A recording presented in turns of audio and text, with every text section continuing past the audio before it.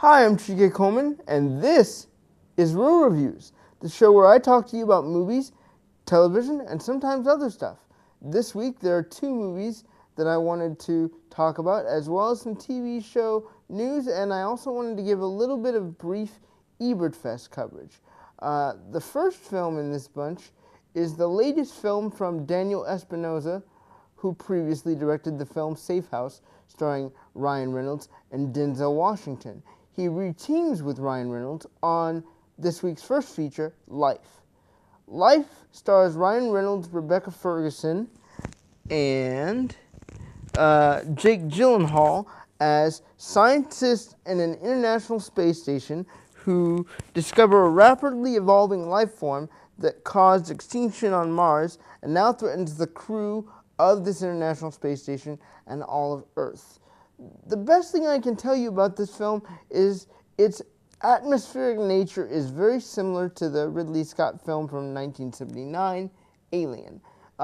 Because you have these scientists who are basically explorers and trying to understand what's been going on Mars. They take some soil samples and they find themselves blessed or cursed with an organism. Now, this organism is one of those organisms that basically just watches the behavior of the crew and tries to understand its surroundings. Because of some events that I cannot reveal, the organism starts to die or pass away, and they attempt to revive the organism. What follows after that is exactly what happened in the film Alien. You're aggressive towards something that doesn't know you're going to be aggressive, and it fights back. And the way that this organism fights back is profoundly unique. It just eats things and adapts and becomes a very big problem for the scientists of this International Space Station. Ryan Reynolds gets top billing here, but he doesn't really get that much to do. He's funny in maybe one or two scenes, but they don't really give his character much of a substance. The same is really true for the other scientists. They're all types, character tropes. Ryan Reynolds is the funny guy who really kind of doesn't want to be on this mission, wants to be at home. Jake Gyllenhaal is the self-serious astronaut who really enjoys it up in space, and you feel like he belongs more in space than he does on Earth. And then you have Rebecca Ferguson's character. She's one of the lead scientists controlling this mission, and when things get out of hand with this organism, it becomes a sci-fi creature feature. What I mean by that is that the creature retaliates heavily against the scientists, and it's one of the most rewarding and frightening things to see this creature adapt and fight back and learn from the people that it's been, quote-unquote, captured by. The best part of this movie for me is when you don't know where the creature is. And for me, that's the best part of a creature feature, period. You have this creature that you don't know a lot about, that you've now known can be a dangerous commodity, but when you can't figure out where the creature is based on what the creature looks like, it's frightening because you realize that thing could literally be anywhere. The attempts that the scientists endeavor to perform to kind of either A, calm down, or B, completely stop the creature are also really, really unintelligent for people who've made it up into space. I feel like there could have been some more clever ways to either dispatch, get rid of, or make peace with this organism that they've found and given birth to, but it really doesn't happen here. You just have these scientists being frantic because the one thing that everybody is excited about, this new organism that's been named by school children as Calvin, the one thing that everybody is excited about should be the thing that they're fearing the most. And for me, that's the point at which this film kind of goes wrong. the protagonists of this film are people that we're supposed to care about, but we don't. The organism is somebody we're supposed to root against, but we kind of don't, considering what befell the organism before it started, attacking the scientists. For me, that's the most odd part of this film. It's like, if you're going to make a creature feature in space, give us intelligent characters that we don't want to see, get hurt. But throughout the film, as I was watching these characters conduct their experiments, make Calvin part of their daily lives, I really didn't care for any one of them. There's even a scientist on that space station that has recently had a baby. And the different things that occur in his life after the organism escapes don't make me want to see this person get out of alive.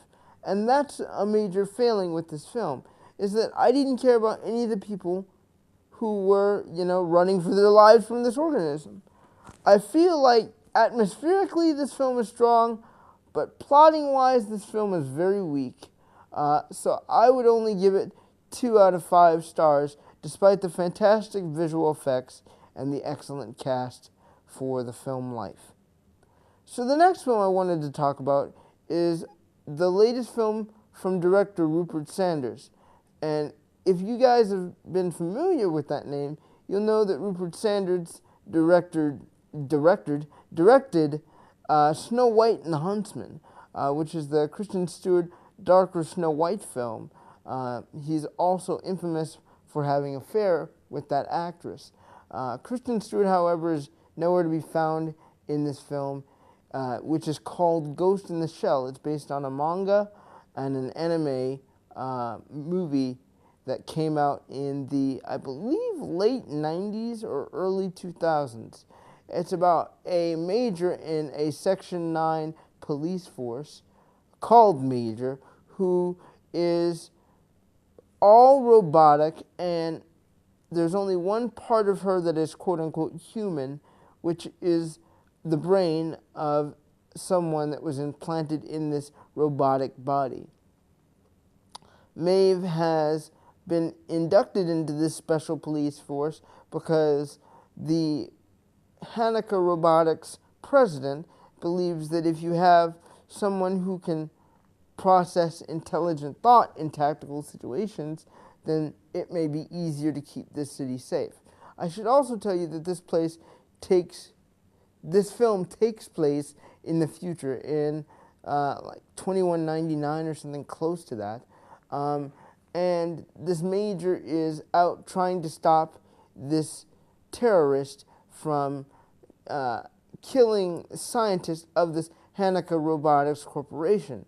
We don't know why this person is killing these scientists, but it's up to Major and her partner to stop this terrorist killer. The reason I like this film is because it talks about humanity and something that is technically on the physical outside not human, but it's also a machine that has thoughts and memories from the previous owner of that brain, and it's trying to figure out who was this person, who am I, what is my role in the world, and those are all really interesting concepts, and for me, that's the best part of what makes Scarlett Johansson's performance so enrapturing, is you get this person trying to figure out who they are while they're trying to solve a crime of why all these other slightly enhanced humans are being basically targeted for elimination by this terrorist character. It's very futuristic, it's very sci-fi, the visual effects are great. It's like if Blade Runner had its universe expanded even further than it already was, and along with the beautiful colors and the beautiful lights and all the advertisements, this film really does have a lot of heart amongst its action centerpiece. I think for me the best thing about this film is that it works really hard not to just rest on its laurels and do action set piece after action set piece. You actually do have some humane concepts at work here and Rupert Sanders does a fantastic job at directing Johansson and her co-stars in this film to give this film a seriousness and a humanity that you wouldn't find in films that are supposed to be hugely futuristic. There is no real moral of this story. It's just a person basically finding their place in the world that they were put in. I would also love to give special mention in this film to Juliette Binoche, who is a French actress who is known for, I believe, Chocolat, and she had another film by Kurosawa, I believe it's Akira Kurosawa, called Abbas Kiarostami, I'm sorry, Abbas Kiarostami, where she was in a film called Certified Copy. She's great in this film as a woman named Dr. Olivette, who is basically the mother figure to the major character throughout the film. I would really love to see this film and its sequels in future years, if possible, because I think for all the claims of whitewashing that have taken place within this universe of movie filmmaking these days, Scarlett Johansson did a very serviceable job at portraying this character. And I should say that the reason they call it whitewashing is because the original character in the anime and in the manga was Japanese, and people were very upset that Scarlett Johansson was cast. Overall, I really loved Ghost in the Shell, and I'll give it 4 out of 4 stars. So that's my reviews for this week, but let's move on to a little bit of TV. So in TV this week, The Flash had its most dramatic episode yet. As you may recall, the team has been trying to stop Iris West from being killed in the future by the villainous speedster Savitar. And one of the things that ends up happening in this episode is we meet a new magical villain named Abracadabra. With his metahuman powers, he has the ability to create and manipulate magic in its many different forms. And it is up to the team not only to stop him, but since this person is from the 64th century, he knows who Savitar is, and Barry is trying to get the information out of him to try and find out what weakness can Barry use to exploit Savitar and save his girlfriend and future wife Iris. So what worked in this episode? Well, for me, a lot. You have Danielle Panabaker as Caitlin Snow, who is struggling with the fact that she still has to control her ice powers, and her friends are trying to help her and support her in that, but it's getting harder and harder for her to control those powers, and there's a few incidents that occur within the Abracadabra episode that cause her to have to use those powers in life-threatening situations. And you've also got Barry's dynamic with the rest of Team Flash, because they all want to see Iris safe and not harmed by Savitar, but they're not willing to bend the rules of whatever the moral code of the team is to try and figure out what Savitar's identity is. And that's what I love most about this episode of The Flash. Next week, Barry has decided his only way to defeat Savitar is to speed to the future, not in the future, and figure out what happened after Iris's death, and if there is any preventable way to stop Iris from dying at the hands of Savitar. The other thing that was major this week was the release schedule of Ebertfest 2017. I'm always profoundly excited about Ebertfest because it gives everyone a chance to experience movies that they've never seen before. This year's festival, the, I believe, 19th in the series, is probably, in my opinion, the best yet. And the reason I say that is there are a lot of movies that I have either never heard of because I was born before them, or they are movies that I absolutely love, that I would love to see with a big crowd. The first movie that is coming on Wednesday, the 19th of April, is Hair, and it's showing at 7 o'clock. On Thursday, April 20th, the next movie that's showing would be at 1 o'clock, and that would be Hysteria. And the director, Tanya Wexler, and actor Hugh Dancy will be there. To Sleep with Anger will also be playing on Thursday, but at 4 o'clock. The director, Charles Burnett, and special guest Robert Townsend will be present for a panel. The next film after that will take place at 8:30, and that's The Handmaiden. And they have no special guest for that. And then we move on to Friday, April 21st, where the short film July and half of August will be shown at 1 p.m. with Sheila O'Malley as a special guest. After that, at 1:15, the film They Call Us Monsters will be showing up. And then after that, you have Verite, which will be showing up at 4 p.m., and Elle, which will be showing up at 8 p.m., and then you move on to Saturday, where you have Mind Game with director Rick Goldsmith present. Then after that, another film that I'm really excited to see with a huge audience, Pleasantville at 1:30, and director Gary Ross will be present. And then at 4:30, Norman Lear, Just Another Version of You, a documentary on auteur Norman Lear, who is famous for doing, I believe it's Good Times and All in the Family, will be present, as well as the three directors of his film. After that, at 8:30, Being There will be screened, and that is all on Saturday. On Sunday, at 11 a.m., The Lovely will be screened with director and producer Irwin Winkler, and Jimmy and Donnie Dimmers, the singer and pianist for that film, will be there. And that's the entire festival. And my overall opinion of Ebertfest 2017 this year is it's a good mix of films that people know and a bunch that people don't know.